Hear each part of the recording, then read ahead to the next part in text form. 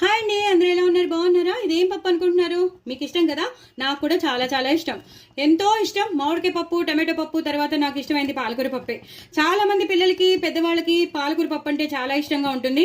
రకరకాలుగా చేసుకుంటారు. మామిడికాయ వేసి చేసుకుంటారు, పులుపు చింతపండు వేసి పులుపుగా కావాలని చేసుకుంటారు, నిమ్మకాయ పిండి చేసుకుంటారు. కానీ నేను ఇవాళ మాత్రం అవేమి వేయకుండా కమ్మగా వెల్లుల్లిపాయ పోపు పెట్టుకుని, చక్కగా ఇంగు పోపు వేసుకుని, ఎక్కువ ఇంగు పోపు, ఎక్కువ వెల్లుల్లిపాయలు వేసుకుని చేసుకున్నానండి. కమ్మగా చేసుకున్నాను, చాలా చాలా టేస్టీగా ఉంటుంది. నేను 1 minute షార్ట్లో నేను ఆల్రెడీ చెప్పేశాను.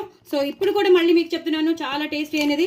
లాస్ట్లో మాత్రం కొత్తిమీర కరివేపాకుతో గార్నిష్ చేసుకుని ఈ పప్పు తిని చూడండి. వేడి వేడి అన్నంలో ఎక్కువ నెయ్యి వేసుకుని, అప్పడాలు కానీ, వడియాలు కానీ, చల్లమిరపకాయలు కానీ ఏముంటే అవి చక్కగా నంచుకుని తినండి. ఏముంటే అవి, ఇది కాదు అది ఉందా ఇది ఉందా అనుకోకర్లేదు. వడియాలు ఉన్నా పర్లేదు, చిప్స్ ఉన్నా పర్లేదు, ఏదున్నా పర్లేదు, బట్ ఎక్కువ నెయ్యి వేసుకుని చక్కగా వేడి వేడి అన్నంలో తినండి. అదిరిపోతుంది. చూసారు కదా ఎలా మరిగిపోతుందో.